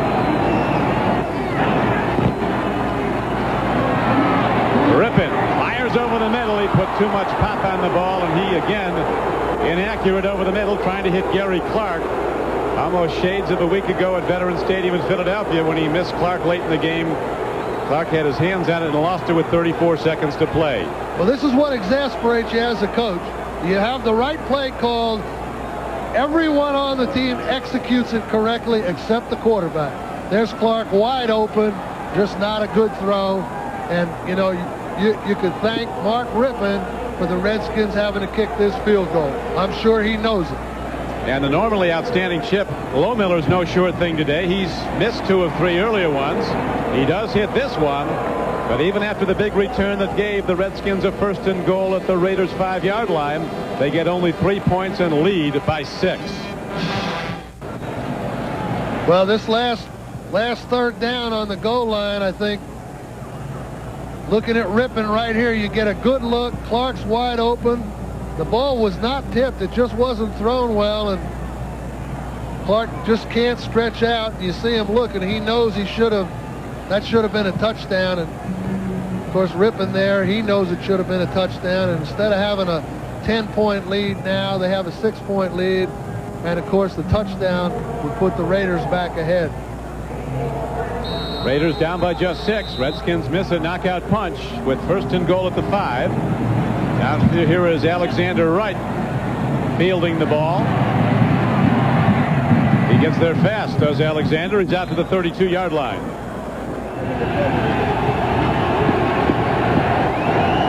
RFK, they've been up and cheering from the outset as Nick Bell gets the pitch back. Raiders do a good job stringing it out. Andre Collins was the lead tackler. You try to hit that long one again here, Bill Parcells. No, I think I would run. If I'm Archell right now, I think the Redskins get the idea that they're going to run Bell wide. I think I on first down, maybe send them up inside once or twice and then try to mix that play action pass to Tim Brown in there. They've had that a couple of times today, and that looks like the best way to attack the Redskins today. There's Tim Brown. He's wide to the top of your screen. Vince Evans looking that way. Triggers the ball, and Tim Brown, sure-handed, comes down with it at the 44-yard line. As long as the protection for the Raiders holds, they can throw and catch the football, but where they've had some problems here today is when the Redskins anticipate the pass a little bit and go to the blitz. Now you see Brown working against Johnson there, just a little turn in. He has six receptions already for 80 yards, so if there's going to be any double coverage anywhere on any of the Raiders, it looks like it ought to go on to number 81, Tim Brown. This is Brown, 81, coming in motion, and taking the defender back the other way, and they go right up the middle. Nick Bell working hard on first down for not very much. He's to the 47-yard line. Well, these last couple of runs, though, Bell's kind of running like a 185-pound back instead of 258-pound back. You know, he's trying to pick and see everything perfect, and sometimes when you're that big, you know, you just got to try to make your own hole if there's not one there, and just push that pile a little bit for 4 or 5 yards rather than dancing in the hole and get stopped for 1 or 2 yards. The Raiders, who were challenged coming into this game to play Raider football, and they've done that. Down by 6 with a lot of time left in the fourth quarter. Nick Bell goes wide, looks for a gap, moves it ahead. Second down and 7 play, and he's ahead for a gain of about 3 or 4 yards. Taken down by the safeties, Danny Copeland and Brad Edwards. He's been getting a lot of work today, big Nick Bell. He was a standout high school wrestler, a state champion in wrestling. He's from Las Vegas, Nevada. He was a Big Ten sprinter with the Iowa Hawkeyes, as well as a first-team All-American. Comes out to get a breath, and Marcus Allen goes in. Raiders need a long 2 on third down. Look at Marcus shoot it up. Take it ahead inside to the 39-yard line. Well, you see the difference there between a guy that's just running and a guy that's picking, looking and picking his hole. There, Marcus just hit the hole and made one cut and accelerated up in there and picked up the first down. Here you see it from the pit. You know, he makes one cut and he's going north and south. And Bell is kind of trying to see maybe just a little too much here the last couple of carries. Now we're down to 8.5 minutes to play in the game. Redskins 13, Raiders 7.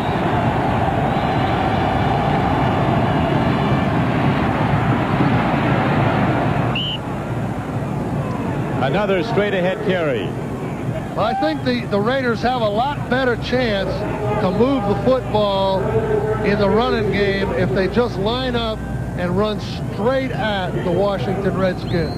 I think when you try to run right against the Redskins, then Collins and the athletic people like Wilbur Marshall get into the pursuit lanes. If you don't knock them on the ground, they wind up creating minus plays.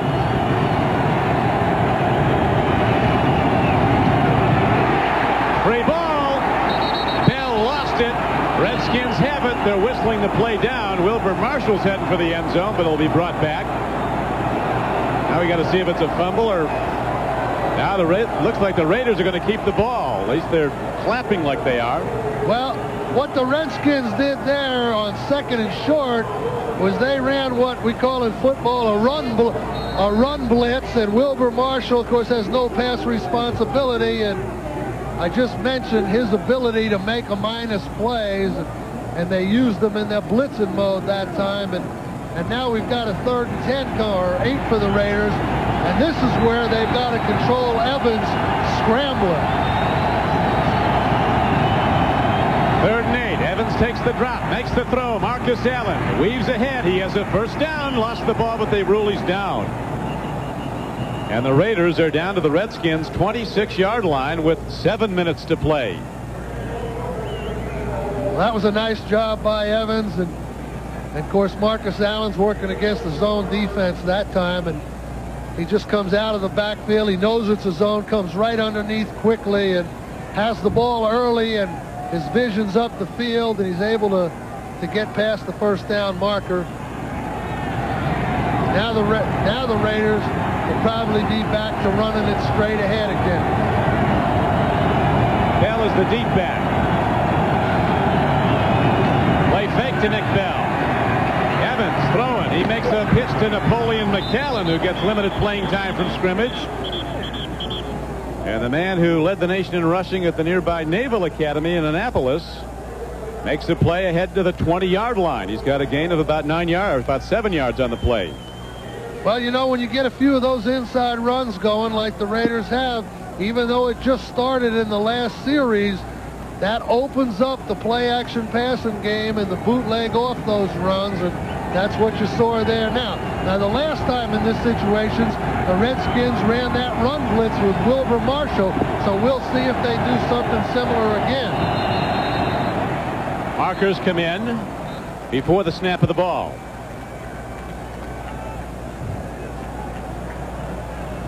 Before the snap, ball start number 76. 5 yards, it's still second down. It's interesting, Bill, that we have Eric Dickerson, who's been the Raiders' leading rusher this season with over 700 yards. He's not been on the field today, I don't think. Well, they're just looking at Nick Bell now, and they want to see what he can do. And they've taken this game, and this is going to be Nick Bell's game. And when the season's over, they'll decide what to do with the rest of their veteran backs. Here's a blitz. Evans gets time. He makes the connection to Tim Brown. And there's a gain on the play of about 6 yards down to the 20-yard line. That brings up 3rd down and 4. Tackled by A.J. Johnson. Brown would have been gone if Johnson not taking him in. Well, I mentioned a minute ago that when the Redskins had the 3rd and 5 on the goal line, it was the biggest play of the game. And the the Raiders defense made the play there. Now, this is the biggest play of the game for the Washington defense right here. This big play originates at the Skins 20. Raiders need 4 on 3rd down. Evans fires. The ball is caught at the 6-yard line by Alexander Wright. Going to spot it down at the 5 now. So Alexander Wright, whose hands were questioned, looks like Raymond Berry out there. Well, I don't know whether you put him in Raymond Berry's category at yet, least Doug, for the moment. But he does slip down there as the ball's coming and does cradle it in, and it kind of, A.J. Johnson kind of knocked it back right into his hands. It looked like it was rolling off his shoulder. Now the Raiders have a 1st and goal at the Redskin 5-yard line. Skins lead by 6. 4:08 to play. Nick Bell turns it up, turns it in, and he's down close to the goal line. He's in. He broke the pylon. So the Raiders, playing like a team with a playoff spot on the line, come back and tie the game, an extra point away from taking the lead.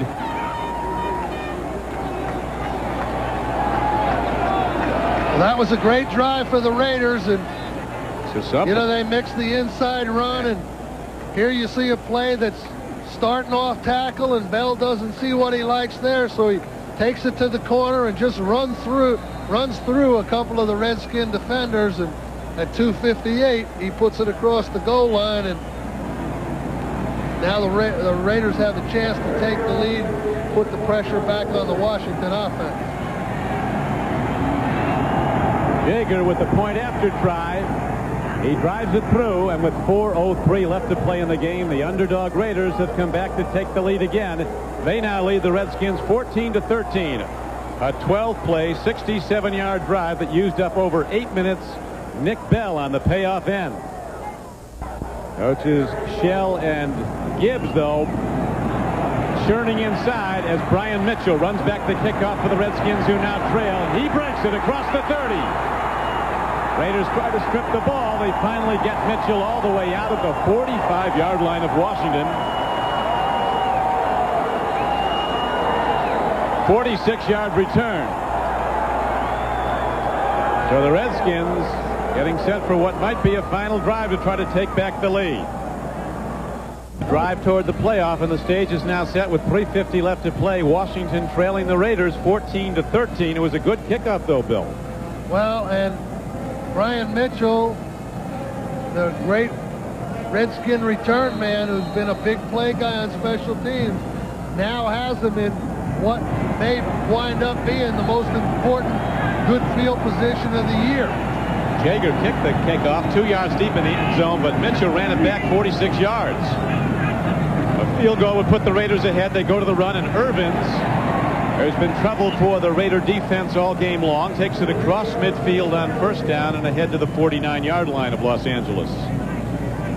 Bill, you've been in this position on the sidelines with the Redskins possessing the ball, looking to come from behind. Well, it almost seems like every time I was down here, it came down to one of these where your defense had to make a play to stop the winning drive, or their defense did. And every game was pretty much the same.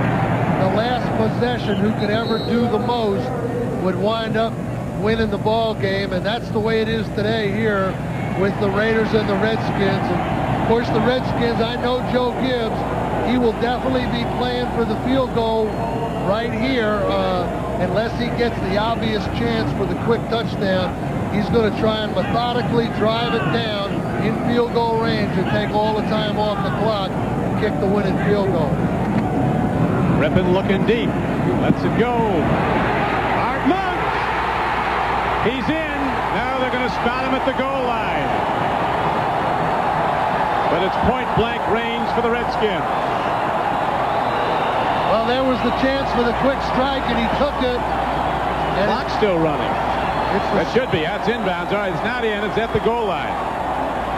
And it's the same guy that's made the two big plays for the Redskins today, Art Monk. And they're going to run it down, apparently, to the 2-minute warning.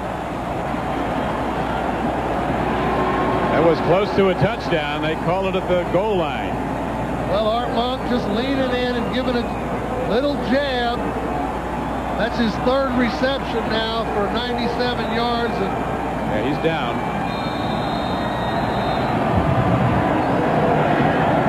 So Art Monk, who was not happy about getting the ball much, and Joe Gibbs was also not happy he wasn't getting the ball more, makes another big play, 1st and goal. Monk on the reception, takes it down to the goal line, and there the Redskins, trailing by 1 with 2 minutes to play, have it 1st and goal. Irvins, he's in. Redskins take the lead.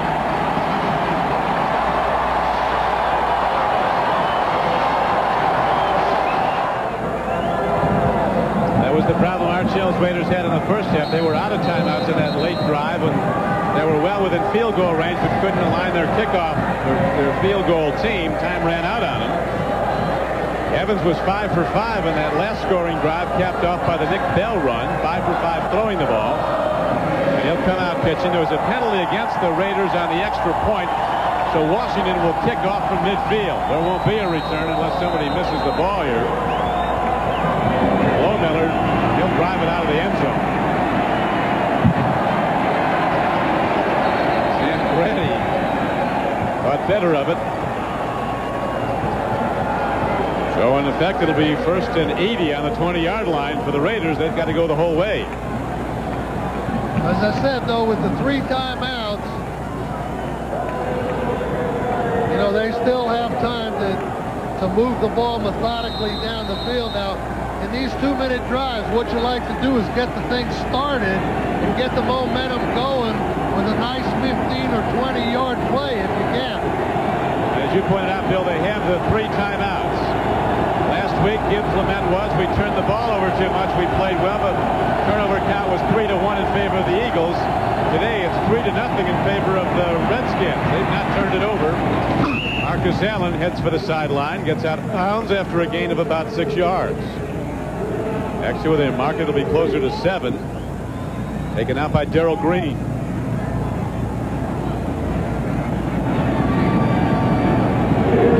Al Davis has seen all this before 1,000 times over the years. Usually, when he was playing in his Hall of Fame career, Art Shell was flattening some pass rusher as an offensive tackle. Schrader, who had an unhappy ending here as a Redskin, traded to the Raiders, had an unhappy day today. He was yanked in the second quarter. Evans finds a way free, and he makes the completion out to the 36-yard line. Penalty markers down in the Raiders' backfield, a holding call. And now LA's really up against the bill. Well, that might be the play there that keeps the Raiders from winning, because they had that 15, 20-yard gain. Number 64 of the offense. 10 yards, 3-2, second down. Of course, the holding's on Todd Pete. That's the guy that's playing tackle here against Wilbur Marshall. He's normally a guard. Marshall takes the inside, and Pete just latches onto him. And you know, Evans had the drive going the way you want it, but now they've got a second and about 13 or 14. The noise is a factor, the pass rush is a factor, and they still have all their timeouts, but Evans is going to have to make a big play here. Is it? Second and 14. A four-man rush is after him. He swings it out to Marcus Allen. Makes people miss. Marcus Allen streaks out to the 28-yard line. The game clock winding down, though. 90 seconds to play. Now less. Marshall wants a timeout, and the Raiders finally signal for and get one with 1:24 to go.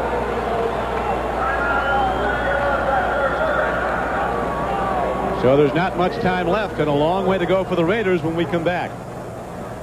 With Bill Parcells, this is Don CRIQUI back at RFK Stadium in Washington, and Los Angeles Raiders out of the playoffs, coming in at 6-9, playing for pride, and have displayed a lot of it. They've battled back twice to take the lead and find themselves behind again now with 1:24 to play. Art Shell's Raiders with a 3rd and 2 coming up. As the Redskins move closer toward a playoff spot, there are only two ways the Redskins can miss the playoffs. If they should lose today to the Raiders and the Packers win Sunday at Minneapolis against the Vikings, then the Redskins would be out and the Packers would be in. If the Redskins and the Packers both win this weekend and the Eagles lose to the Giants, that would give the Redskins, Eagles, and Packers 10-6 marks. The Redskins would be out by virtue of the tiebreakers.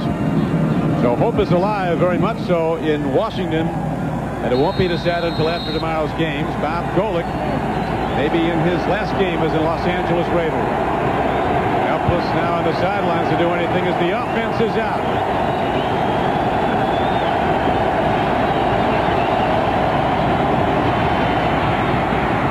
Marcus Allen dives ahead. First down Raiders. 1:17 to play and the clock ticking down.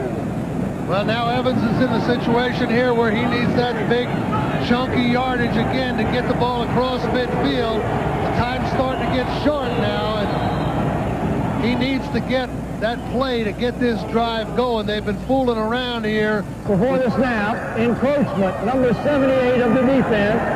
5 yards, is still first down. That's Tim Johnson who jumps off sides, but that holding penalty really cost the Raiders about 45 seconds. Now they need that play to get this drive going again.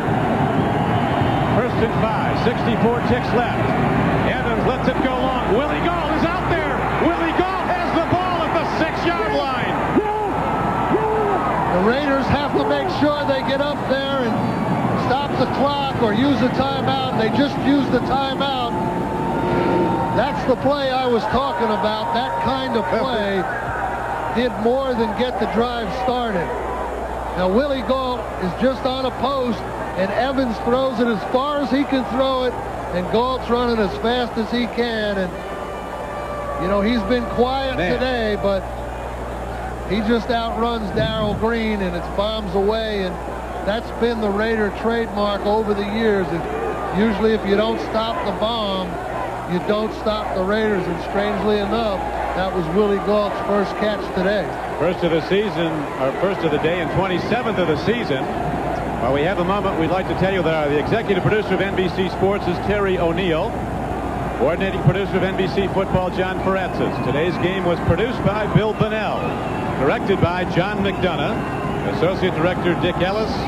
Production Associate Jim Bell. The Raiders, this building is actually shaking. Redskin fans jumping up and down. 51 seconds to play. The Raiders down by 6. The ball is spotted at the 8-yard line. Nick Bell turns it in and down to the 5-yard line. Well, the Raiders really don't have time to run the ball into the end zone. With only one timeout, they don't have time. Evans has got to get up there and call the play, and this one will be a pass, I'm pretty sure.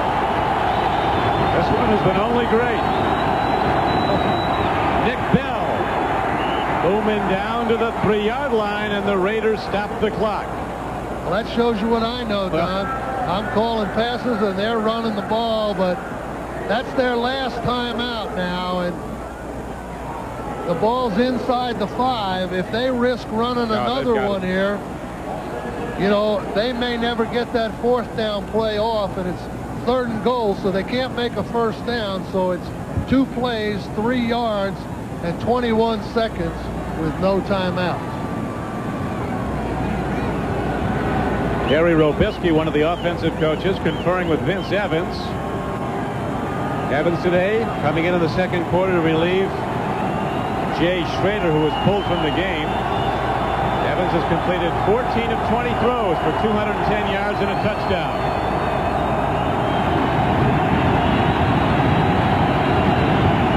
RFK is exploding with noise.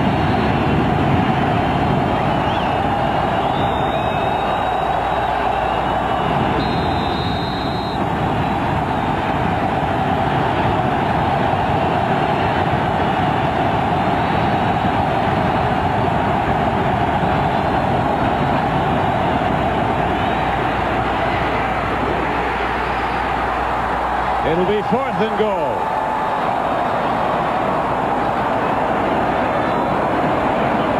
With 17 seconds left to play.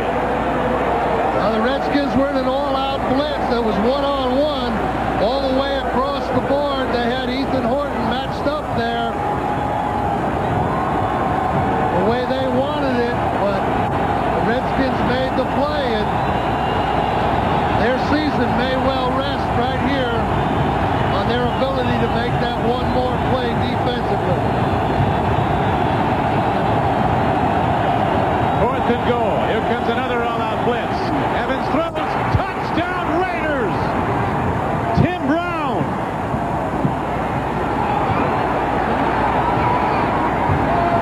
So Brown, who lost the handle earlier, was so dismounted. You'll remember him throwing his helmet after the fumble that was run back 41 yards by Andre Collins to set up a field goal for Washington.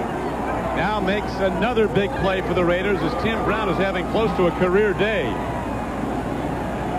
Well, that's just unbelievable poise by Vince Evans. Wasn't it? The second half coming in relief here and just it's the 8th catch of the day. Excuse me, Bill, for Tim Brown. This will break the tie if it's good, and it is.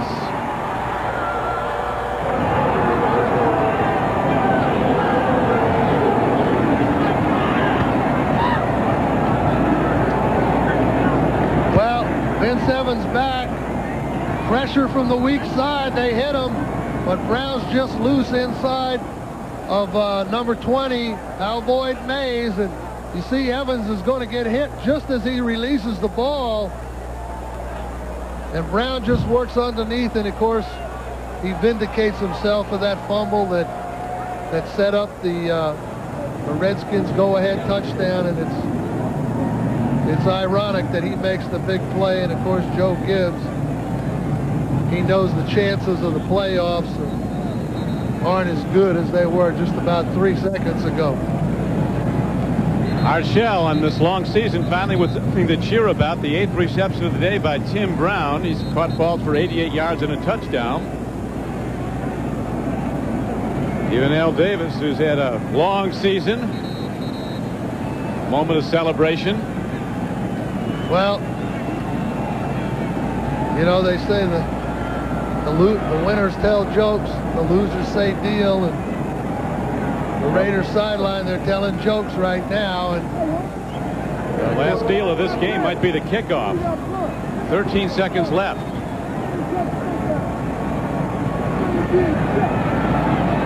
Big Joe Jacoby, who's been sidelined much of the year with injuries. One of the cornerstone hogs over the years. Bounce ticket downfield. Ryan Mitchell runs it back. And with 9 seconds left, the Redskins offense comes out with time for one big play drive.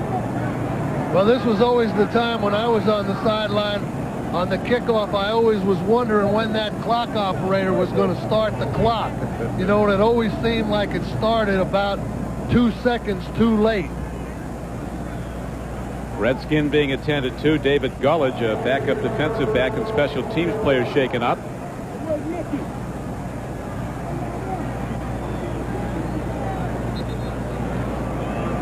With a 50-yard play to Willie Gault set the touchdown up. Here it is.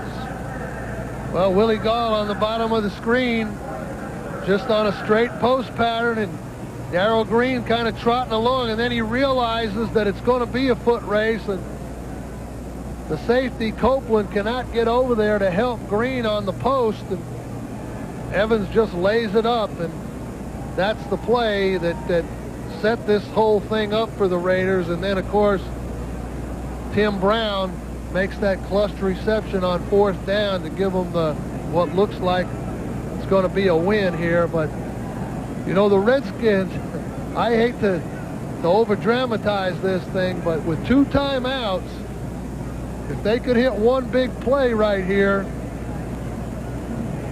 they might still have a shot. Yeah, their guy can kick it a long way. There's no question. Lohmiller. Now we'll take a look at the Hager wrinkle-free cotton super play of the game. And here it is. Vince Evans on 4th down takes the snap from Mosbar.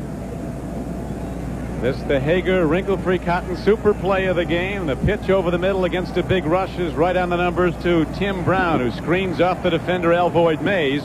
That tied the game. The extra point gave the Raiders the lead, and now the Redskins, if they lose this, have put the Packers' fate in their own hands. Green Bay can win its way into the playoffs as the final wild card team in the National Conference if they win against the Vikings tomorrow. The big game here on NBC will be the the Broncos and the Kansas City Chiefs from Arrowhead Stadium in Kansas City, and the winner of that advances to the playoffs as an AFC wild card team, and the loser will be out. Joe Gibbs was not expecting this. One of the scenarios was to win today and then have a couple of chances to lock it up tomorrow. Well, you can bet those Packers are sitting up there in that hotel getting ready to play those Vikings, and when Tim Brown caught that pass, I'll bet you there was a few guys jumping up and down on the beds in that hotel up there in Minneapolis. 9 seconds to go. Raiders lead 21-20. Rippon with a deep drop, 3-man rush. All he's got behind the ball, it draws a crowd, and Ronnie Lott breaks it up. One more play.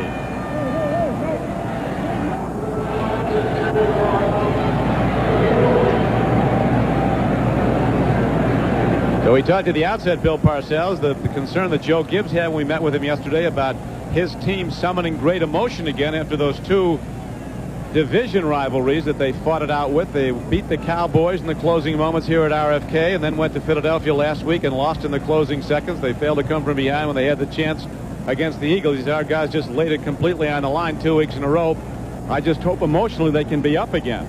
Well, I think they were up enough, but I think no Ricky Sanders and no Biner the second half and no Desmond Howard. And in a season of disappointment, this is a great win for Art Shell and the Los Angeles Raiders as they come back from behind 3 different times and take the lead 21-20 and finally win it by that score.